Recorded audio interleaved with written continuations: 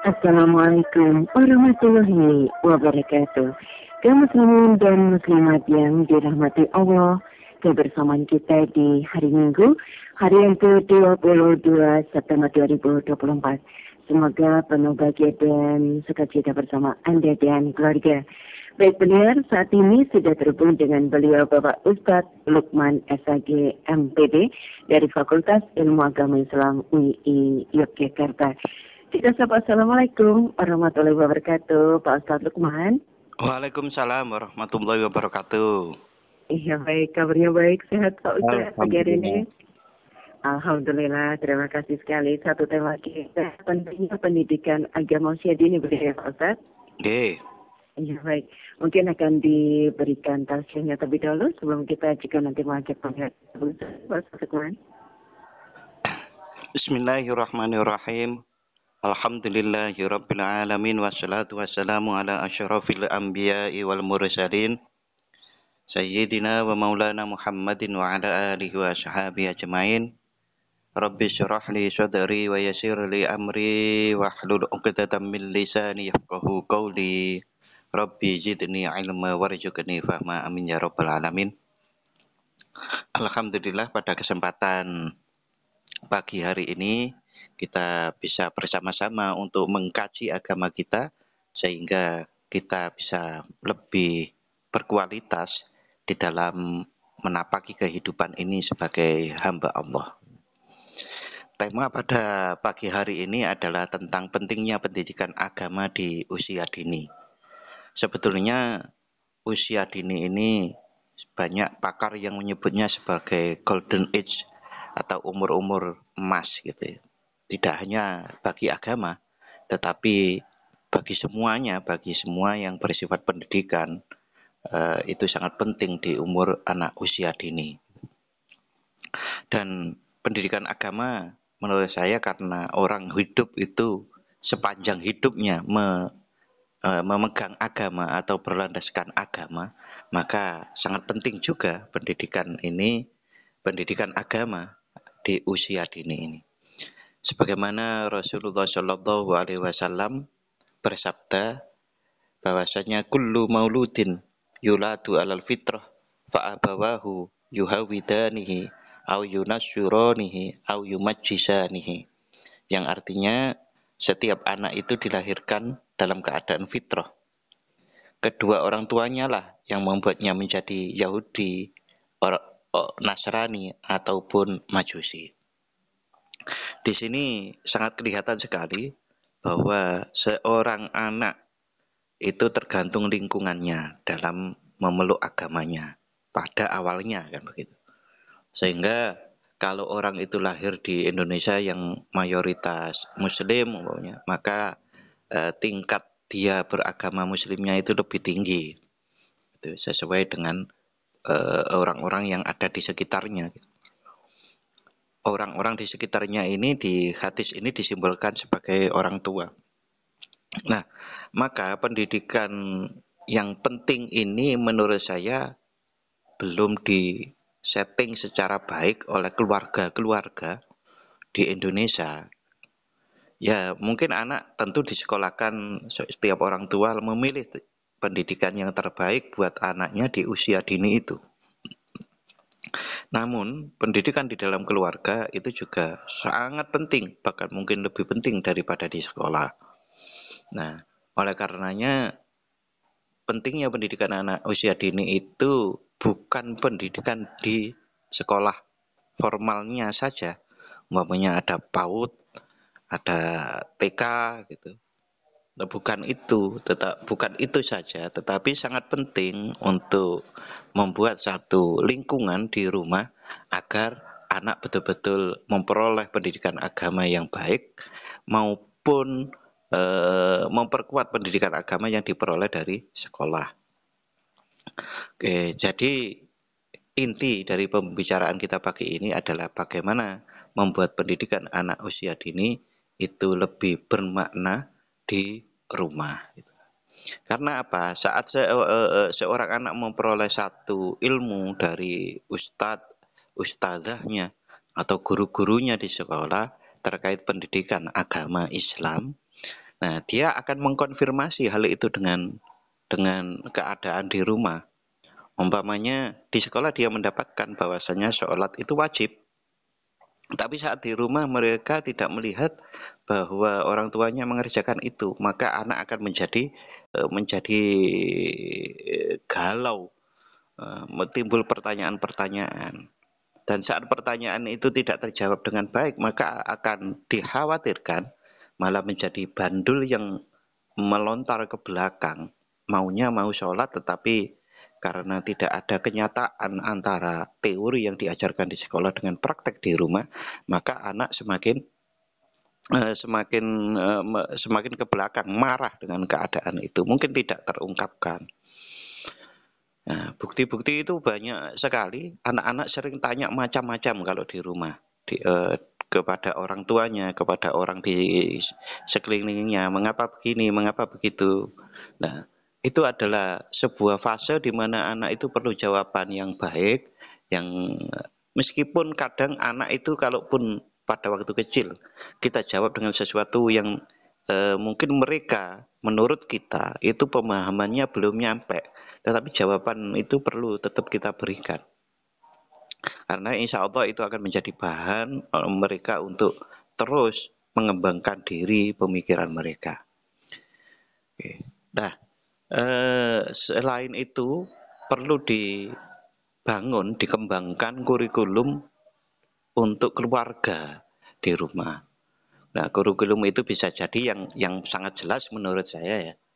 Itu ya bagaimana pendidikan baca Al-Qur'annya itu perlu dijaga. Lalu pendidikan pembiasaan sholatnya itu perlu diberikan contoh terus, dan itu dengan betul-betul dengan kesadaran orang tua itu melakukan hal tersebut, bahwa saya di samping sholat sendiri umpamanya juga dalam rangka untuk mendidik anak saya. Nah, diajak ke masjid, dia ajak untuk bersilaturahim. Nah, itu akan memberi kesan yang kuat sebagai pendidikan, sehingga hal itu akan mampu menguatkan agama. Tentu dalam hal ini agama Islam. Sehingga kalau nanti saat dia itu sudah tumbuh menjadi dewasa, maka kebiasaan-kebiasaan baik itu akan dia dalami pelan-pelan melalui di sekolah maupun melalui pencarian dengan diri sendiri. Itu. Jadi selain baca Al-Quran, lalu kemudian pembiasaan sholat, silaturahim ke kanan kiri, mungkin seperti sedekah, itu kita ajak seperti itu. Dan itu akan awet sekali sampai orang itu besar, maka dia tetap mempertahankan sholatnya. Logikanya seperti itu.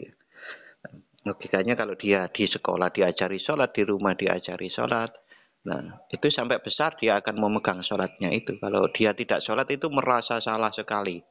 Nah, begitu juga umpamanya setiap minggu anak itu kita ajari untuk sedekah, Jumat berkah umpamanya dia kita libatkan, maka dia akan berusaha untuk pada waktu sudah dewasa akan mempertahankan kebiasaan-kebiasaan itu.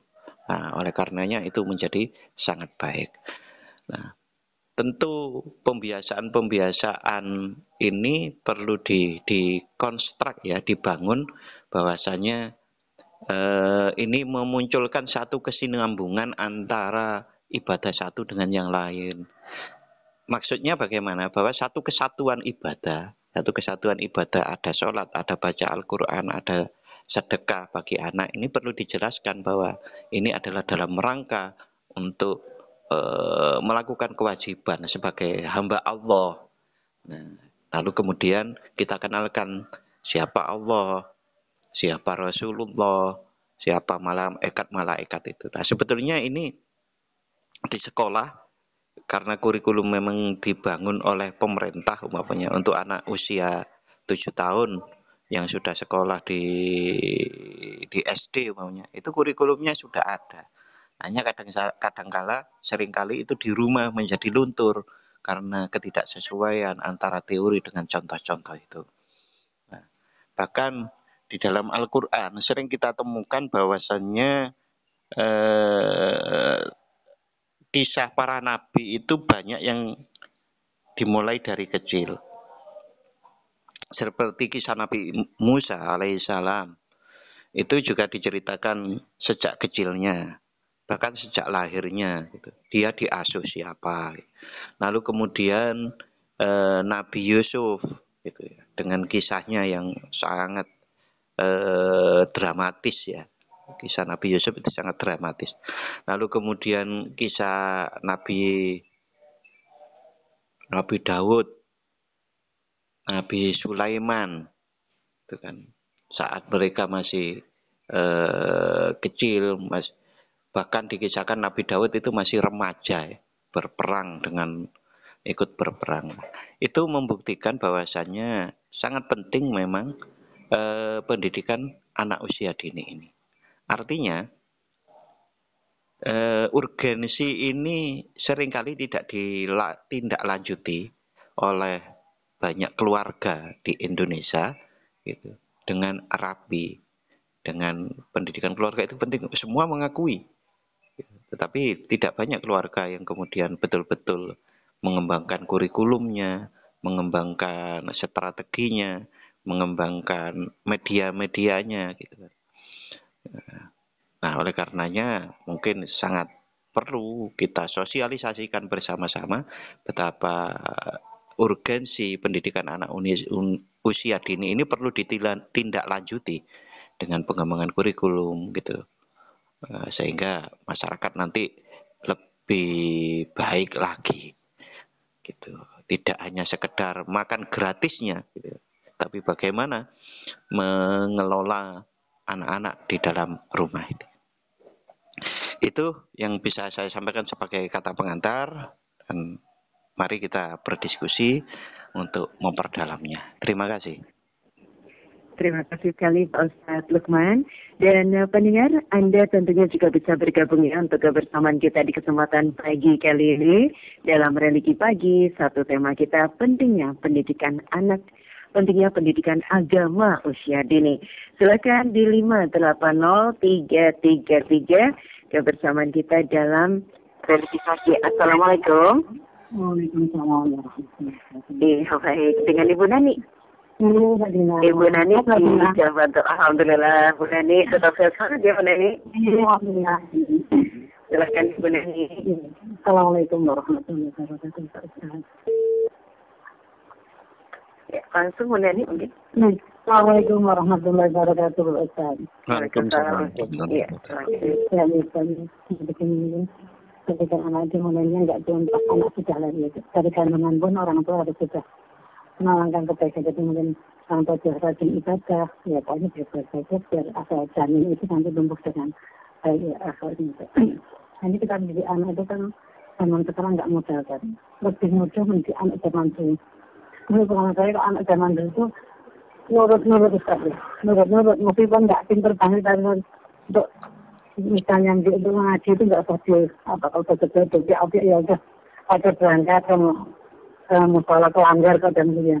Untuk sholat itu juga mudah untuk bukan. Tapi anak sekarang kenapa jadi akhirnya merasa berdoa jadi orang tua sekarang gitu. Apakah memang zamannya dan memang zaman nanti jadi lanang pada zamannya ini yang berat sekarang ini. Kalau orang tuanya nggak pintar bisa kehilangan anak. Jadi bagaimana cara di anak-anak sekarang ini Pak? Assalamualaikum warahmatullahi wabarakatuh. Waalaikumsalam warahmatullahi wabarakatuh. Bu Nani, terima kasih. 580-333 untuk tema kita pentingnya pendidikan agama usia dini. Dalam Religi Pagi, Assalamualaikum. Religi Pagi, Assalamualaikum. Ya, mungkin di 580-333 kami nantikan ya. Anda bisa langsung bergabung untuk kebersamaan kita. Ya, pentingnya pendidikan agama usia dini. Silakan untuk yang akan bergabung, masih kami tunggu. Baik dari WhatsApp-nya juga terima kasih sekali. Nah, Mbak Cika di Kodean ini. Assalamualaikum Pak Ustadz, Mbak Cika di Kodean. Nah, apakah orang tua menguasai parenting itu perlu ya Pak Ustadz? Bagaimana orang tua yang masih kolot, kadang tidak mengikuti perkembangan zaman, begitu. Mbak Cika di Kodean, terkait parenting begitu Pak Ustadz. Oke, dalam Religi Pagi, Assalamualaikum. Waalaikumsalam warahmatullahi wabarakatuh. Iya, dari Ibu Siti. Bu Sri, Oh, Sri di Jalan. Silakan Ibu Sri. Assalamualaikum warahmatullahi wabarakatuh. Bapak Ustadz yang soleh dan M-nya yang solehah. Alhamdulillah Bu Sri, terima kasih banyak. Silakan. Ini Pak Ustadz, saya mohon penjelasan Pak Ustadz. Ini betul atau salah? Kalau salah mohon direvisi. Ini Pak Ustadz, apa betul pendidikan anak itu dimulai pada saat ibu mengandung Pak Ustadz? Saya mohon penjelasan. Yang kedua, pendidikan itu dimulai dari rumah tangga atau keluarga, masyarakat, dan sekolah. Bagaimana menyeimbangkan itu Pak Ustadz? Sedangkan sekarang itu zaman modern ya Pak Ustadz. Banyak HP-HP yang seperti itu, kalau salah memencet akan fatal. Itu bagaimana Pak Ustadz? Mohon penjelasan. Assalamualaikum warahmatullahi wabarakatuh. Waalaikumsalam warahmatullahi wabarakatuh. Ibu Sri, terima kasih. Dinantikan Anda akan bergabung 580-333. Silakan 580-333 ataupun juga untuk WhatsApp-nya. Assalamualaikum Pak Ustadz. Terima kasih untuk yang sudah bergabung. Ini dari Pak Indras di Sedayu Bantul. Terima kasih Pak Indras di Sedayu Bantul. Nah, terkait pendidikan agama usia dini ini kan akan berbeda, baik metode pembelajaran ataupun kontennya Pak Ustadz. Lalu bagaimana upaya untuk menyelaraskan antara metode pembelajaran dengan tingkat daya serap anak usia dini? Menyelaraskan antara metode pembelajaran dengan tingkat daya serap anak usia dini. Pak Indras di Sedayu Bantul. Terima kasih sekali Pak Indras. Pak Budi Santoso di Wonogiri. Assalamualaikum Pak Ustadz dari Wonogiri. Assalamualaikum. Pak Budi Santoso, bagaimana cara mengenalkan Allah pada anak? Cara mengenalkan Allah pada anak. Pak Budi Santoso di Wonogiri. Selanjutnya mungkin yang akan bergabung untuk lain teleponnya, silakan pendengar, masih kami tunggu. Anda bisa bergabung 580-333. Baik, Assalamualaikum Pak Ustadz, Mbak Vera di Kejayan. Pak Ustadz, saya melihat anak tetangga yang perempuan ini Pak Ustadz, itu rajin ikut TPA. Nyaris hampir setiap hari belajar mengaji. Tapi pengaruh dari lingkungan malah merokok pada anak perempuan.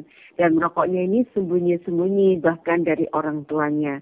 Menyikapi hal tersebut bagaimana ya Pak Ustadz? Begitu Mbak Vera di Kejayan.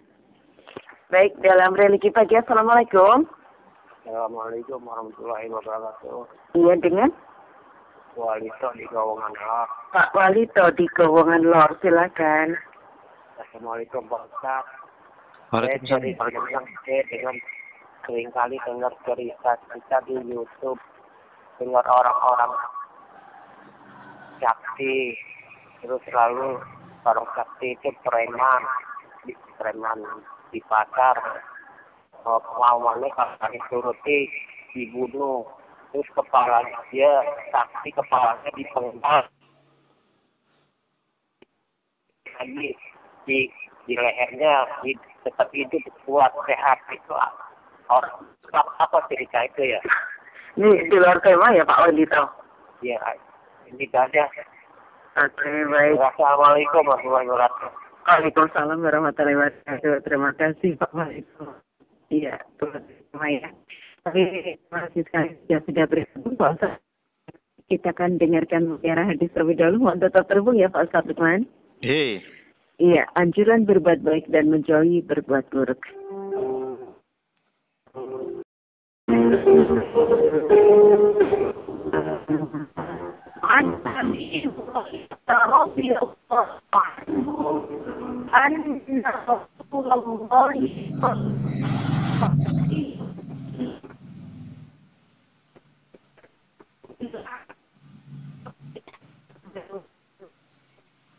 kanan.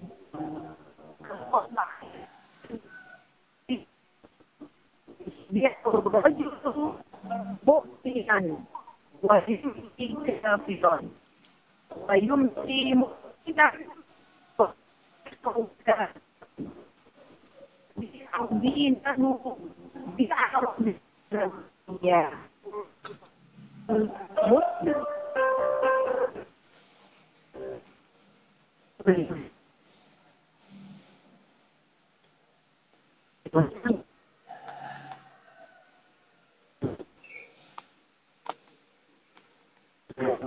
Ada beberapa fitnah, seperti beberapa bagian malam yang gelap, di mana seorang laki-laki di waktu pagi beriman, dan sore ia kafir. Dan seseorang di waktu sore beriman, dan pagi hari ia kafir. Ia menjual agamanya dengan harta benda dunia. Hadis riwayat Muslim.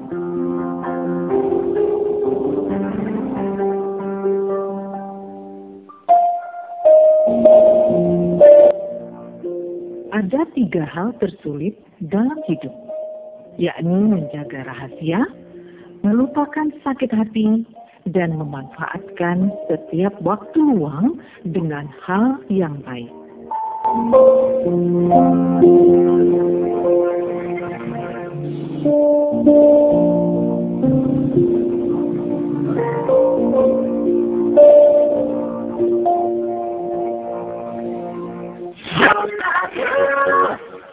Pendengar, kebersamaan kita untuk pagi kali ini dalam religi pagi. Satu tema kita pentingnya pendidikan anak usia dini. Tentunya bersama beliau Bapak Ustadz Lukman SH MPD dari Fakultas Ilmu Agama Islam UI Yogyakarta. Pak Ustadz Lukman masih terhubung ya? Hei. Ya baik. Pak Ustadz, sudah ada 3 penelpon dan juga WhatsApp-nya yang sudah bergabung pagi hari ini. Silakan Pak Ustadz, mungkin bisa ditanggapi. Silakan. Saya dibantu satu persatu nggih. Oh baik, iya Pak Ustadz. Yang ditanyakan Ibu Nani yang ada di Bantul ini, pada zaman dulu itu tampaknya pendidikan anak itu kok lebih mudah, anak lebih manut begitu Pak Ustadz. Tetapi bagaimana dengan sekarang? Karena apakah mungkin karena zamannya berbeda? Oke, itu dulu ya. Jadi Bu Nani yang saya hormati, mudah-mudahan sehat walafiat. Jadi di dalam Al-Quran itu ada terkenal surat Luqman, ya sama dengan nama saya. Nah, di dalam surat Luqman itu disebutkan bahwasannya walaqad ataina Luqmanal hikmah anishkur lillah. Dan sesungguhnya telah kami berikan kepada Luqman itu hikmah. Gitu. Bersyukurlah kepada Allah. Dan barang siapa yang bersyukur kepada Allah, maka sesungguhnya ia bersyukur untuk dirinya sendiri. Dan barang siapa yang tidak bersyukur, maka sesungguhnya Allah Maha Kaya, lagi Maha Terpuji. Nah, terkait dengan pertanyaan itu, di dalam tafsir Ibnu Katsir, itu Luqman itu pernah ditanya oleh orang. Gitu. Nah, kemudian pertanyaannya itu sangat pribadi sebetulnya, bahwasanya mengapa kok kamu bisa pinter gitu? Nah, itu ditanya oleh seseorang. Nah, dia menjawab bahwasannya keseharian saya itu adalah saya betul-betul menjaga diri. Jadi Luqman itu menjaga diri sebagai hamba Allah yang baik. Nah, mulai dari menjaga lisan, lalu kemudian menjaga makanan, menjaga pandangan, dan menjaga hubungan dengan orang-orang yang ada di sekitarnya. Gitu. Nah, dia pun masih berkata begini, bahwasanya takdir Allah untuk menunaikan amanat, berkata jujur, dan tidak ikut campur dengan urusan-urusan yang bukan urusanku. Kata Luqman Hakim seperti itu di dalam tafsir. Artinya, untuk menjadi orang tua yang baik, ya, itu adalah kita menjadi hamba Allah yang baik. mengapa kok seperti itu? Kan, sebagaimana kalau kita itu ingin menjadi guru di dalam bidang matematika, maka kita harus paham matematika. Kalau kita paham seni rupa, kita mengajar seni rupa lebih baik. Bahkan kalau kita sebagai umpamanya yang dokter, untuk menjadi dokter, maka kita perlu praktek yang sangat detail, yang sehingga kemudian kita disebut jadi seorang layak menjadi seorang dokter. Nah, memang tidak ada pendidikan selama ini ya, mungkin belum ada tapi sudah diupayakan tapi belum berhasil, yaitu pendidikan menjadi orang tua. Nah, untuk menjadi orang tua yang baik, kalau kita samakan dengan kisah Luqman di dalam Al-Quran ini, maka caranya adalah menjadi hamba yang baik. Untuk memberikan pendidikan agama kepada anak yang baik, maka kita harus beragama yang baik. Kalau kita ingin mengenalkan anak kita kepada Allah yang baik, maka kita menjadi kenal Allah terlebih dahulu. Baru kita kemudian mengajarkan kepada anak-anak kita. Pertanyaannya sederhana. Kalau kita merasa sulit untuk mengajarkan sesuatu kepada anak-anak kita, jangan-jangan kita baru memahami sedikit, sehingga pengajaran ini tidak bisa kita ajarkan dengan baik. Wong kitanya sendiri baru tidak ahli, ibaratnya begitu. Wong belum jadi dokter beneran kok ngajar kan, memeriksa pasien gitu kan. Nah, intinya itu. Kita harus memeriksa diri kita sendiri. Orang tua ini, mengapa kok kita mendidik anak sulit? Jangan-jangan kita sudah dididik orang tua kita, atau kita diberikan ilmu agama di forum-forum, di pengajian-pengajian, kita juga masih sulit kan begitu. Jadi itu jawaban untuk Bu Nani, saya pikir begitu. Iya. Apakah ini yang bersama dengan Mbak Cika ya Pak Ustadz ya, yang menanyakan orang tua menguasai parenting itu perlu ya.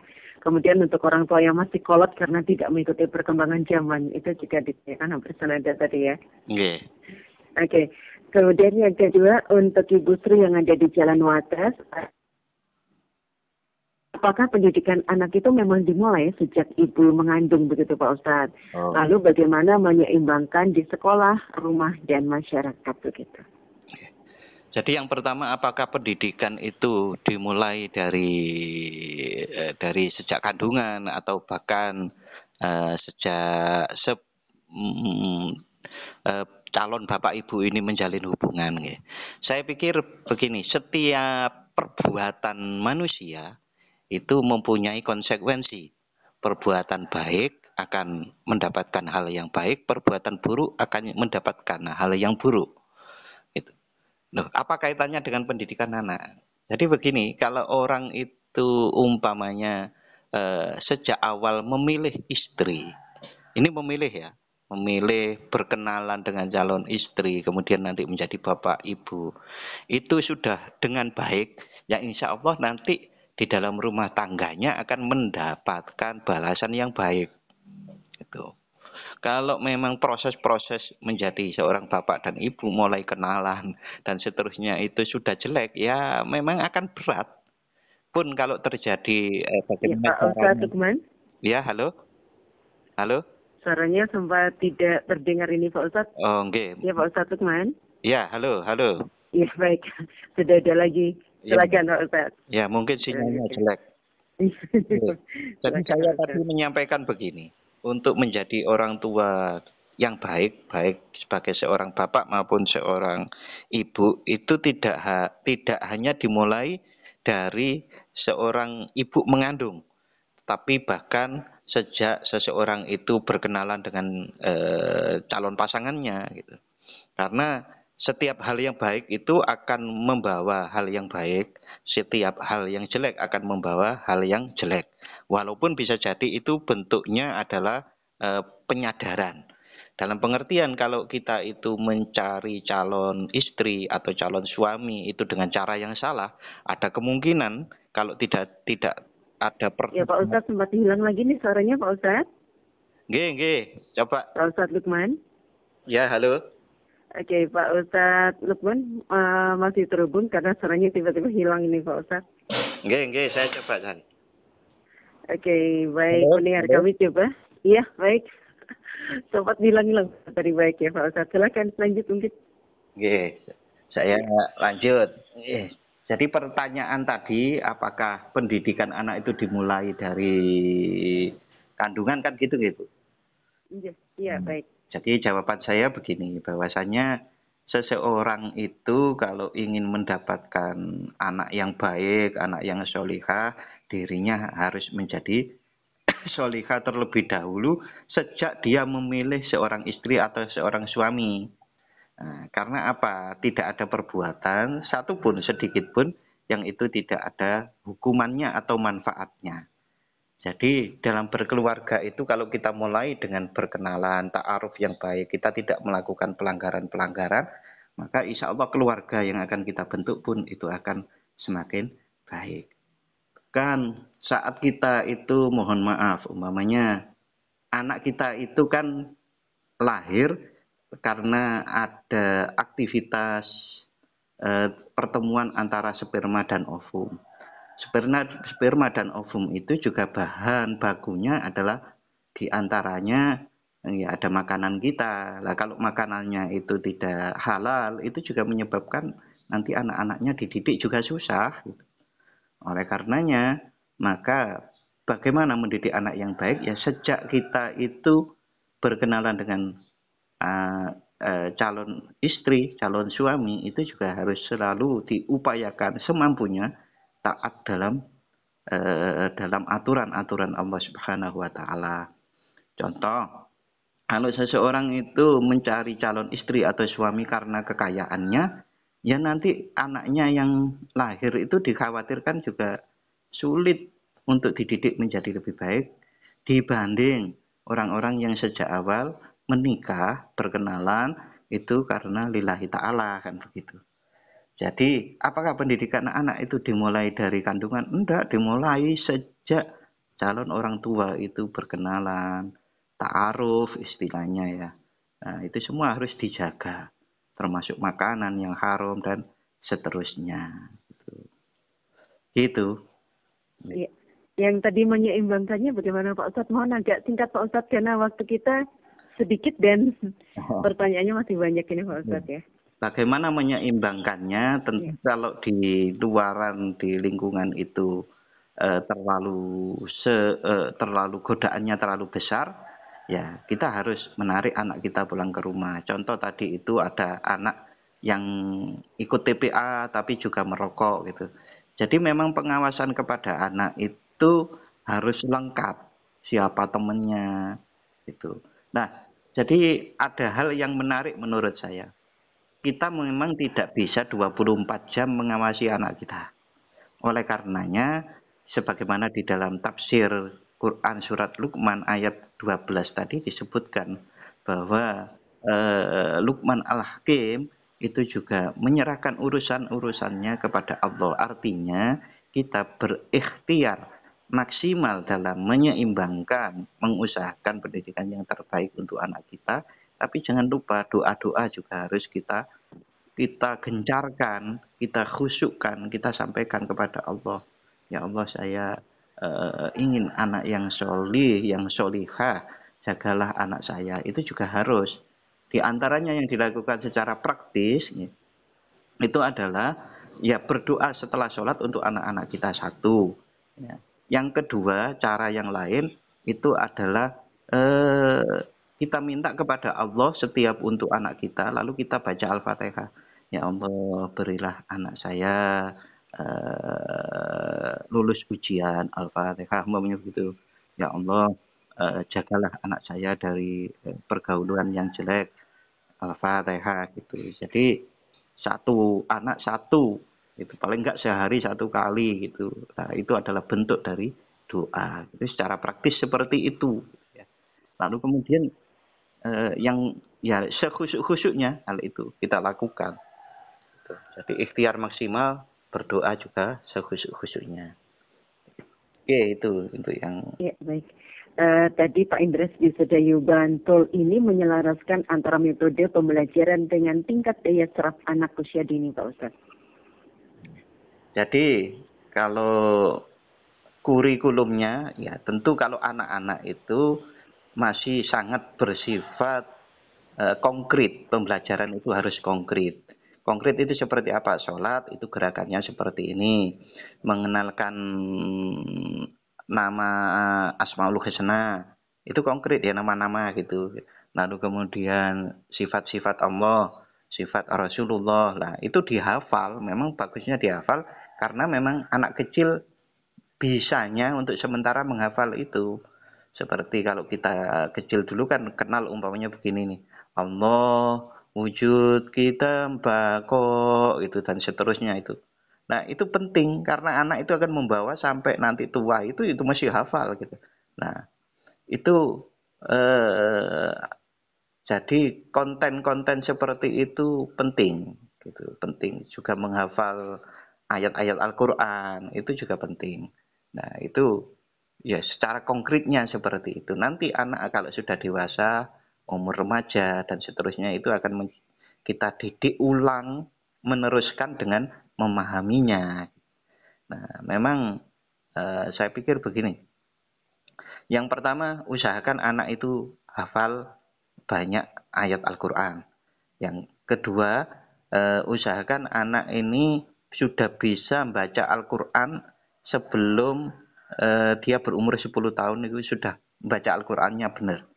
Lalu kemudian nulis Al-Qur'an, nulis ayat Al-Qur'an Arab itu walaupun tidak melihat Al-Qur'annya, umpamanya qul huwallahu ahad, dia nulis itu benar. Itu paling enggak umur SD. Nah, oleh karenanya itu kan kerja keras ini orang tua kalau bisa seperti itu. Itu hal-hal konkret yang perlu kita lakukan. Kemudian kalau malam mau tidur, ya itu diberi kisah-kisah kepahlawanan dari pahlawan-pahlawan Islam itu. Nah, itu kita sampaikan kepada anak-anak kita. Nah, itu sekaligus antara konten dengan medianya itu akan bisa berjalan dengan baik.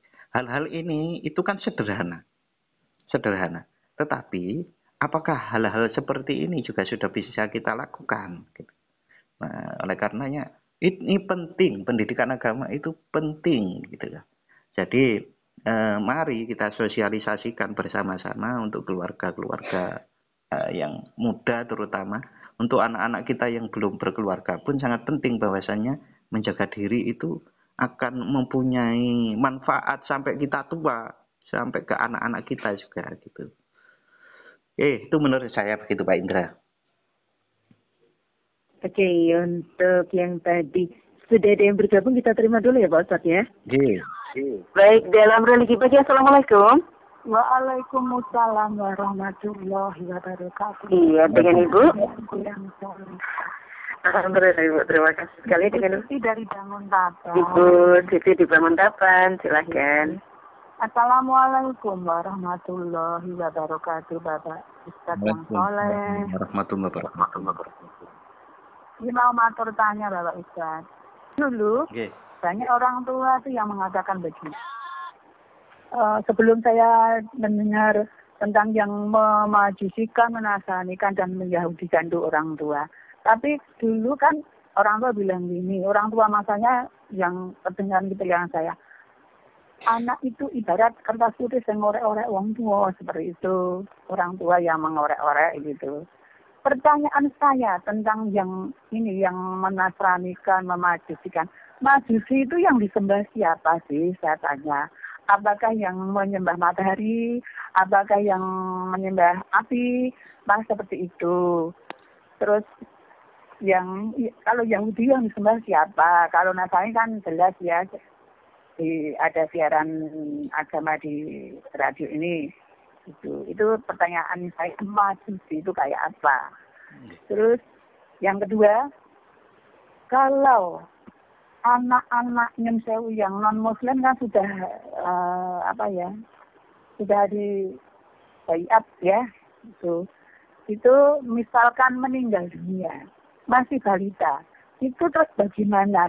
Kan yang anak yang di bayat tadi kan belum tahu, belum paham, kan masih balita sudah di bayat. seperti itu. Terus kita yang muslim itu kan belum pernah disadar sama orang tua. Cuman dilihat dari sholat, dalam tahiyat itu kan disadar dalam sholat itulah. Itu bagaimana saya mau dijelaskan? Matur nuwun. Wassalamualaikum warahmatullahi wabarakatuh. Waalaikumsalam warahmatullahi wabarakatuh. Waalaikumsalam warahmatullahi wabarakatuh. Baik, terima kasih Ibu Siti di Banguntapan. Iya, mau langsung dijawab atau menanggapi yang lain tadi, Pak Ustadz? Iya, monggo. Yang ini dulu nggak apa-apa. Oke, baik. Jadi, akan ditanggapi mungkin untuk Ibu Siti. Dari Ibu Siti, Majusi itu siapa? Dulu itu Zoroaster itu, Bu. Zoroaster di masa Persia itu memang penyembah api itu memang ada, dan real yang disembah juga api gitu. Nah, kalau sekarang masih adakah? Ya, saya tidak tahu ya kalau sekarang ya. Apakah penyembah api itu masih ada gitu. Tetapi kalau malah sekarang itu kan yang disebut sebagai penyembah setan malah ada gitu kan. Oke. Jadi kalau Yahudi ya orang Yahudi itu, Nasrani ya orang Nasrani itu. Jadi yang kedua itu tentang apa tadi ya, Bu? Yang kedua ini anak non-muslim yang balita kemudian meninggal. Itu bagaimana Pak Ustaz? Kemudian anak ini kan mungkin diajari sholat, ya untuk yang muslim ya diajari sholat, diajari mengenal Al-Quran, tapi kan belum disahadat, begitu bagaimana? Jadi yang pertama kalau anak-anak itu meninggal gitu, itu dia akan selamat sebelum mencapai umur baligh. Artinya orang anak-anak yang belum baligh itu kan belum mempunyai kewajiban tertentu. Kalau meninggal itu nanti akan masuk surga gitu. Itu pendapat para ulama seperti itu. Karena ada pendapat yang bertentangan begini, bahwasanya anak itu yang belum meninggal sebelum dia itu menjalankan kewajiban sebelum baligh itu, maka dia akan mendapatkan tempat tersendiri. Nah, ini terjadi perdebatan itu di antara ulama.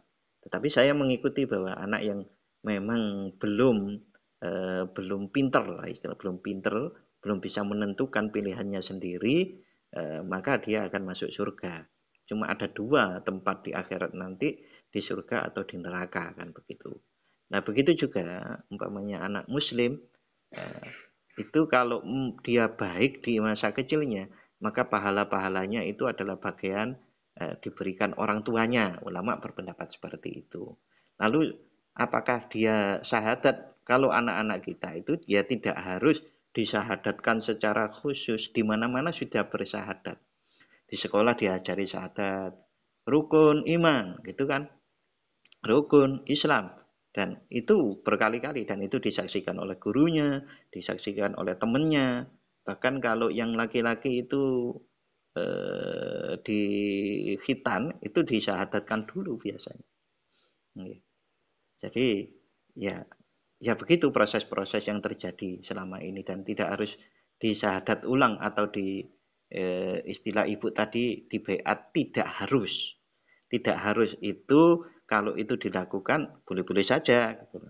Umpamanya mari anak-anak kita kumpulkan, saya sebagai seorang bapak gitu, bertanggung jawab atas agama kalian. Oleh karenanya mari kita bersyahadat bersama-sama di sini, agar bapak tahu bahwa kamu itu betul-betul sudah saya ajari Islam yang baik.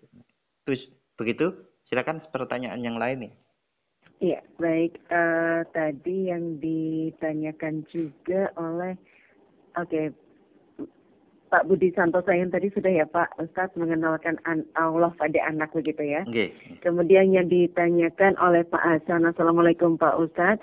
Nah, seberapa bagi orang tua era kini itu bisa memahami pendidikan putra-putrinya begitu Pak Ustadz, sesuai dengan perkembangan zaman. Nyaris semua yang ditanyakan juga.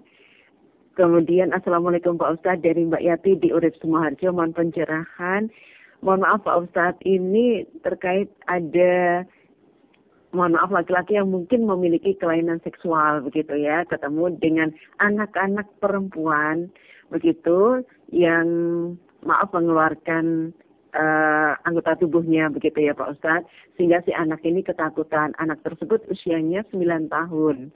Nah, sebagai orang tua, apa yang harus kita tanamkan pendidikan pada anak-anak tersebut, Pak Ustadz, yang melihat hal tersebut. Nah, sebagai masyarakat, langkahnya bagaimana? Begitu yang ditanyakan. Ibu Yati di Urip Sumarjo, silakan, Pak Ustadz. Jadi bagaimana kita memahami anak-anak sekarang, ya tentu kita harus selalu mencari ilmu ya dengan perkembangan-perkembangan ini. Termasuk umpamanya cara-cara anak itu mengakses internet itu juga kita perhatikan. Ya otomatis kita juga harus tahu bagaimana apa saja konten-konten di internet itu yang berpotensi untuk diakses oleh anak-anak kita. Nah, kemudian kita melakukan langkah-langkah pencegahan. Sekali lagi dengan derasnya godaan-godaan di akhir zaman, ya, ini disebut akhir zaman katanya. Maka ya kita juga harus selalu berusaha maksimal dan berdoa sekhusyuk-khusyuknya. Nah, itu inti yang diajarkan Al-Quran kan begitu. Al-Quran itu mengajarkan bahwa setiap orang itu menghadapi segala sesuatu, gunakan akal pikiran kita, perasaan kita, hati kita semampunya, dan berdoa sekuat-kuatnya, bertawakal kepada Allah. Di apapun yang kita hadapi, termasuk pendidikan anak, kita bisa memulainya dengan bersungguh-sungguh mencari, wah ini anak lagi ada godaan di internet, ya kita coba cari tahu internet. Ini ada godaan di lingkungan, ada anak yang sering minum-minum yang kemudian mempengaruhi anak-anak kita, ya kita cari cara-caranya itu, strategi-strateginya. Ya, yang intinya adalah kita harus bersungguh-sungguh mendayagunakan akal pikiran kita. Lalu kemudian juga berdoa kepada Allah. Nah, yang sering saya tangkap sekarang ini kan orang tua itu kurang bersungguh-sungguh untuk bagaimana mendidik anak itu mencari informasi, mencari penyelesaian, mencari komunikasi, bekerja sama. Itu kan kurang sungguh-sungguh. Karena mungkin terlalu capek, mungkin karena terlalu banyak tersita untuk mencari rezeki gitu ya. Tapi anak itu juga rezeki yang perlu kita rawat gitu. Karena kalau anak itu nanti ada sesuatu yang salah di masa depannya, maka kita akan keseret-seret. Contoh ya, anak melakukan pelanggaran sampai di penjara, kita juga menjadi sakit kan gitu, menjadi terkena dampaknya. Oleh karenanya kesungguhan. Nah, untuk hal-hal teknis itu ya kita cari sesuai jalan lah. Tapi syarat kesungguhan itu sangat penting. Lalu berikutnya tentang bagaimana kalau kita ada anak trauma melihat anak yang lain itu melakukan mengeluarkan anggota badannya itu. Ya maka anak kita jelaskan. Sebaik-baiknya kalau itu kan ada hubungannya dengan kalau yang tren sekarang itu dengan sex education. Sex education ya itu memang manusia ya seperti itu. Kalau laki-laki mempunyai begini ya itu sekedar kita jelaskan sebagai tubuh yang kalau menjelaskannya jangan tanpa emosi atau tanpa syahwat gitu ya. Ibaratnya ya inilah ini bagian tubuh itu dan tidak harus trauma gitu. Mungkin kalau memang tidak bisa diselesaikan ya memang harus kita cari bantuan. Yang menurut saya juga yang masih kurang di dalam dunia saat ini adalah mungkin karena anak-anak atau orang-orang sekarang itu semuanya pinter-pinter ya. Jadi kemudian merasa pinter paling tidak. Orang sekarang itu kan banyak yang merasa pinter. Sehingga kadang tidak memerlukan orang lain untuk berdiskusi. Nah kalau zaman saya dulu, orang tua kita itu kan punya guru-guru yang sampai tua pun tetap digurui gitu. Nah, yang sampai tua pun masih digurui gitu. Sampai orang tua masih sudah punya anak, bahkan sudah punya cucu, itu juga masih punya guru. Nah, yang sekarang itu kan kurang hal seperti itu. Nah, artinya kemudian kalau terjadi pemikiran yang buntu, bisa kemudian ya sudahlah, biarin kan gitu aja. Tetapi kalau kita punya guru atau kalau sekarang mungkin itu ya ke konsultan itu ya mungkin. Kalau dulu itu kan ke para ulama itu orang tua kita. Ini anak saya mau sekolah, sebaiknya sekolah di mana? Itu pun akhirnya dikonsultasikan kepada ulama-ulama yang menjadi guru orang-orang tua kita. Nah hari ini itu kan minim sekali hal-hal seperti itu. Padahal paling tidak kalau dua kepala membahas sesuatu, itu paling enggak antara ulama dengan orang tua kita itu tadi akan terjadi satu pertimbangan-pertimbangan yang insya Allah menjadi lebih baik. Gitu. Nah, itu saya pikir begitu. Ya. Baik, terima kasih. Mungkin satu pertanyaan terakhir bisa ini Pak Ustadz ya. Yeah. Singkat saja Pak Muslikin ditambah bayan. Sejak zaman Nabi, anak selalu hidup dalam suasana yang unik, yang tidak sama realitas sosialnya saat seorang masih kecil. Seperti anak kecil Nabi Daud itu bisa mengalahkan Raja Jalut. Nah Pak Ustadz, bagaimana mendidik hadirnya Daud yang kecil begitu? 1 menit saja ini Pak Ustadz. Terima kasih. Jadi sebetulnya orang tua kalau memang cermat ya, umpamanya kalau anak kita itu mempunyai keahlian apa ya kita bisa perkuat keahliannya itu dengan kita ikutkan kursus-kursus dan yang lain-lain gitu ya.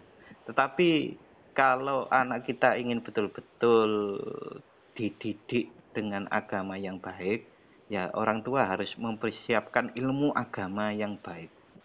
Jadi kita umpamanya, ya, mohon maaf, apakah anak itu sudah perlu sholat sunnah?